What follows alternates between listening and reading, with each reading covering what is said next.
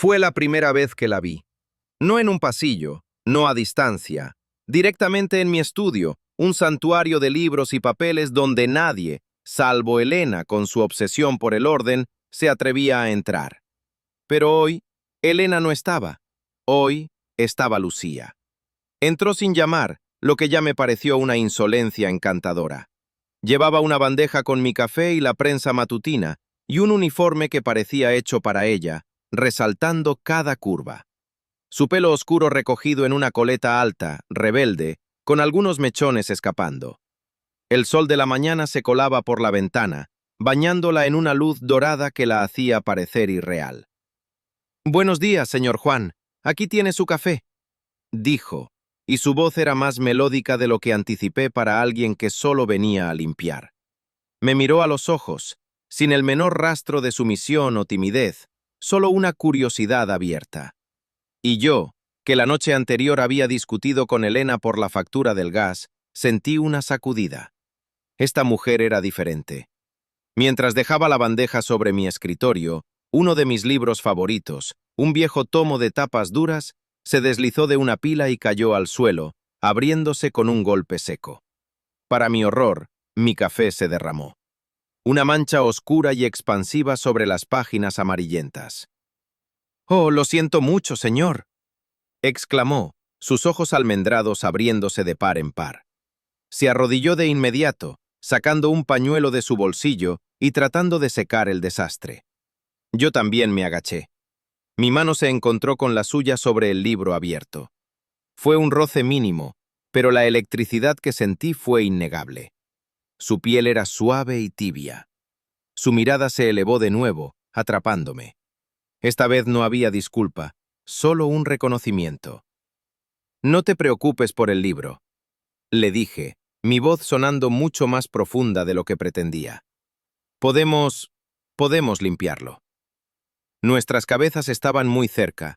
La fragancia de su champú floral se mezclaba con el olor del café derramado. Ella no se movió. Su aliento cálido rozó mi mejilla. En ese momento, la mancha en el libro ya no me importaba.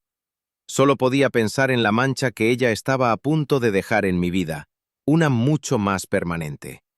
Mis dedos, casi por instinto, se deslizaron de la mano de Lucía hasta su muñeca, y luego subieron lentamente por su brazo, sintiendo la suavidad de su piel. Ella no se apartó. Su mirada era una invitación muda. La tensión era palpable, como una cuerda a punto de romperse. Y entonces, un ruido. Un sonido de llaves en la puerta principal. Elena. El sonido de las llaves en la cerradura fue como un disparo de salida. El pánico debió haberme hecho retroceder, pero el deseo, ese que había estado dormido durante años, tomó el control. No lo pensé. Fue un impulso animal. Antes de que mi cerebro pudiera procesar el riesgo, me incliné sobre el libro manchado y capturé sus labios.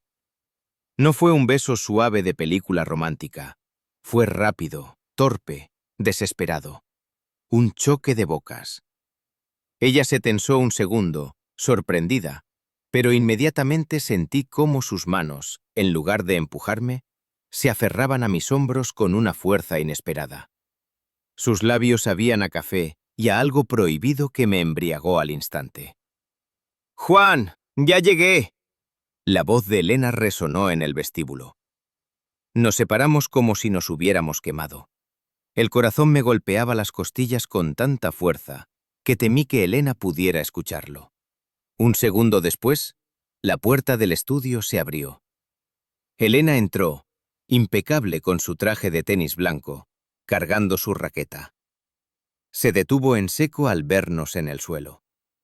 «¿Qué demonios hacen ahí tirados?», preguntó, frunciendo la nariz con disgusto. «Un accidente», dije, poniéndome de pie y sorprendiéndome de lo firme que sonaba mi voz. Se me cayó el café sobre el tomo de historia. Lucía estaba intentando salvarlo. Lucía, que seguía de rodillas, frotaba la mancha con un fervor innecesario, ocultando su rostro. Elena resopló, rodando los ojos. «¡Qué torpeza! Espero que no sea una primera edición». Y Lucía, cuando termines con ese desastre, necesito que subas las bolsas del coche. Ni siquiera la miró. Para Elena, Lucía seguía siendo parte del mobiliario. Pero para mí, todo había cambiado. Los rincones oscuros. Ese beso fugaz abrió una puerta que ya no podía cerrar. La casa, antes un mausoleo de silencios y apariencias, se convirtió en un campo de juego peligroso. Me volví adicto a la adrenalina. Nuestros encuentros eran breves, robados al tiempo y a la vista de todos. Eran 5 minutos frenéticos en la despensa detrás de la cocina, rodeados de latas de conservas, donde sus besos eran urgentes y sus manos audaces. Era un roce de caderas intencional en el pasillo estrecho del segundo piso, cuando Elena dormía la siesta. Eran miradas incendiarias sobre la mesa del comedor, mientras ella servía la sopa, y yo fingía leer el periódico. Cada encuentro era una pequeña explosión de vida. Lucía no era la sirvienta tímida que aparentaba. En la oscuridad de la alacena era exigente, apasionada, y me hacía sentir un hombre, no solo el proveedor de una esposa trofeo. Pero el peligro tiene un precio, y el exceso de confianza es traicionero. La mirada del halcón. Elena no era tonta. Su frialdad escondía una intuición afilada como un diamante. Al principio fueron cosas pequeñas. Me preguntaba por qué pasaba tanto tiempo trabajando en casa, o por qué de repente estaba de tan buen humor por las mañanas. La noche de ayer, la tensión se materializó durante la cena. El comedor estaba en silencio, solo se escuchaba el tintineo de los cubiertos de plata contra la porcelana. Lucía entró para rellenar nuestras copas de vino. Estaba nerviosa. Lo noté en cómo le temblaba ligeramente la mano al servirme. Una gota roja cayó sobre el mantel blanco inmaculado. Elena dejó caer su tenedor con estrépito.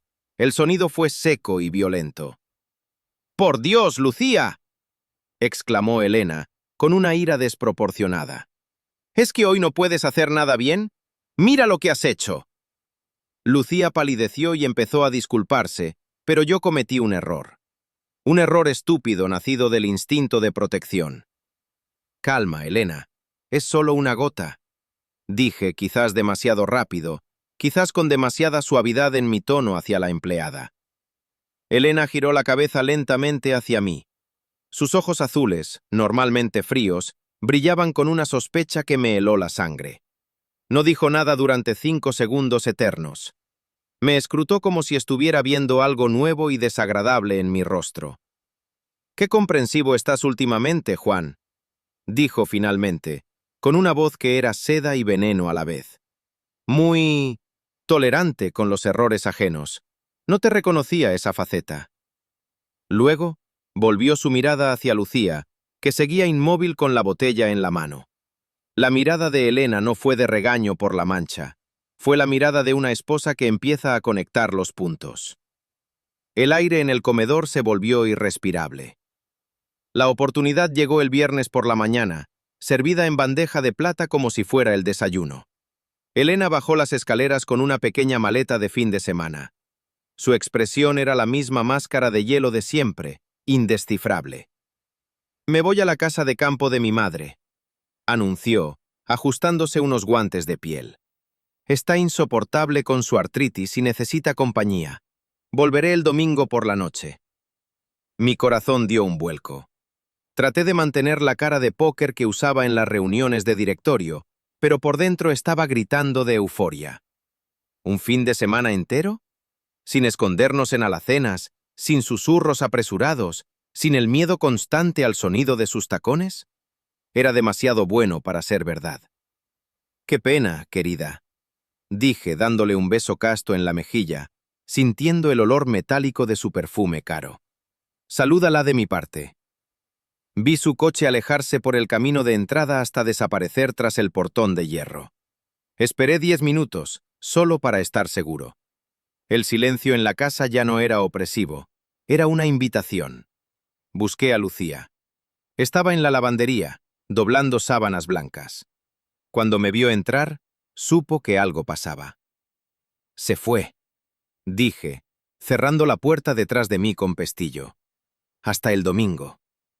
Sus ojos brillaron. Dejó caer la sábana que tenía en las manos.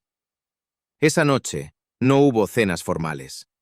Comimos pizza directamente de la caja en la encimera de la cocina, riéndonos como adolescentes, manchándonos los dedos de grasa. El deseo acumulado durante semanas de encuentros furtivos se desbordó. Ya no nos bastaban los rincones oscuros. La arrogancia me cegó. La tomé de la mano y la llevé escaleras arriba. No a la habitación de huéspedes. La llevé a nuestra habitación, al lecho conyugal. La cama enorme con dosel donde Elena dormía cada noche. Fue un acto de profanación y de pura lujuria. Ver el cuerpo cálido y vibrante de Lucía contra las sábanas de seda egipcia de Elena fue la imagen más embriagadora de mi vida. Nos amamos con desesperación, con furia, reclamando cada centímetro de ese espacio prohibido, borrando el fantasma de mi esposa con cada gemido. Nos quedamos dormidos abrazados, exhaustos, embriagados por nuestra propia audacia. El caos. El sábado por la mañana, el sol entraba a raudales por el ventanal. Lucía dormía sobre mi pecho, su cabello negro esparcido como tinta sobre las almohadas blancas. Yo estaba en ese estado de duermevela, sintiéndome el rey del mundo. No hubo ruido de coche. No hubo portazo. Elena, en su astucia infinita, había aparcado en la calle y había entrado usando la llave de servicio, la que no hacía ruido. Mis ojos se abrieron de golpe. Lucía se despertó al sentir mi tensión. Ambos miramos hacia la puerta justo cuando ésta se abría de par en par. Elena estaba allí. No llevaba su ropa de viaje, sino un traje sastre negro impecable, como si fuera a un funeral. La escena que tenía delante era innegable. Su marido y su sirvienta, desnudos, enredados en su propia cama, con el olor a sexo impregnando el aire. El tiempo se detuvo. Fueron 3 segundos de silencio absoluto, un vacío aterrador donde el mundo dejó de girar. Y entonces, el infierno se desató. ¡Zorra! ¡Maldita zorra de mierda! El grito de Elena no fue humano. Fue un alarido gutural que me heló la sangre. Se abalanzó sobre la cama como una furia. Lucía gritó, tratando de cubrirse con la sábana, pero Elena la agarró del pelo. Yo salté de la cama, desnudo y patético, intentando interponerme. «Elena, para, por favor», supliqué, sujetándola por la cintura mientras ella lanzaba manotazos y arañazos al aire, buscando la cara de Lucía. «¡Suéltame, bastardo! ¡En mi cama! ¡Se han atrevido en mi propia cama!» Elena se retorcía con una fuerza que desconocía en ella. Lucía lloraba histéricamente, acurrucada contra el cabecero, con el labio sangrando por un golpe accidental en la refriega. La habitación, antes santuario de nuestro pecado, era ahora un campo de batalla de gritos, insultos y objetos volando. Elena agarró la lámpara de la mesita de noche y la estrelló contra el suelo. La porcelana estalló en 1000 pedazos, como mi vida en ese instante. El caos duró minutos que parecieron horas, hasta que Elena, jadeante, con el maquillaje corrido y el pelo revuelto, se detuvo. Me miró con un odio tan puro, tan destilado, que supe que nada volvería a ser igual. El final. Cenizas y mármol. El silencio que siguió al caos fue peor que los gritos. Elena recuperó la compostura con una rapidez aterradora. Se alisó el traje, respiró hondo y nos miró. A mí, desnudo y temblando de vergüenza. A Lucía, sollozando envuelta en una sábana arrugada. «Vístanse», dijo Elena. Su voz había vuelto a ser ese susurro gélido. «Los dos. Los quiero abajo en 10 minutos». Cuando bajamos al salón, Elena estaba sentada en su sillón habitual, con una copa de brandy en la mano. No nos ofreció asiento. Miró a Lucía. No hubo más insultos, solo una frialdad ejecutiva. «Tienes 1 hora para recoger tus harapos y largarte de mi casa. No te pagaré el mes. Si te vuelvo a ver cerca de esta propiedad, o si abres la boca sobre lo que ha pasado aquí, te juro que haré que te deporten o te meteré en la cárcel por robo. Tengo los abogados para inventar lo que haga falta. ¿Entendido? Lucía asintió, temblando, incapaz de mirarme, y salió corriendo hacia su cuarto de servicio. Escuché sus sollozos alejarse. No hice nada para detenerla. Mi cobardía en ese momento fue el último clavo en mi ataúd. Luego, Elena me miró a mí. Tomó un sorbo de brandy, saboreándolo lentamente. ¿Creíste que era estúpida, Juan? Preguntó suavemente. ¿Creíste que no olía su perfume barato en tu ropa? ¿Que no veía cómo la mirabas? La trampa era tan obvia que me insulta que cayeras en ella. Elena, lo siento. Fue un error, una locura. Balbuceé las excusas de siempre. Ella levantó una mano para callarme. No te vas a divorciar de mí, Juan. Eso sería demasiado fácil para ti. Y yo no voy a ser la pobre esposa engañada en las revistas de sociedad. Se puso de pie y se acercó a mí. Sus ojos azules estaban secos, duros como el mármol de la chimenea. Te quedarás aquí. Seguiremos yendo a las cenas. Seguiremos sonriendo en las fotos. Pero esta casa es ahora tu prisión. Dormirás en el cuarto de invitados. No me volverás a tocar.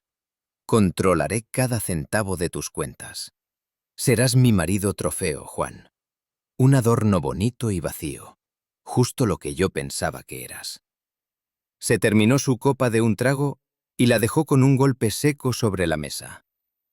Bienvenido a tu nueva vida, querido. Espero que el fin de semana haya valido la pena. Elena subió las escaleras con paso firme. Yo me quedé solo en el inmenso salón. El sol seguía entrando por el ventanal, iluminando las motas de polvo que flotaban en el aire. Pensé en la primera vez que vi a Lucía en la biblioteca, rodeada de ese mismo polvo dorado. Ese día había sentido que estaba vivo por primera vez en años. Ahora, parado en medio de mi fortuna, me di cuenta de que estaba más muerto que nunca. El polvo seguía flotando, pero la magia se había ido para siempre.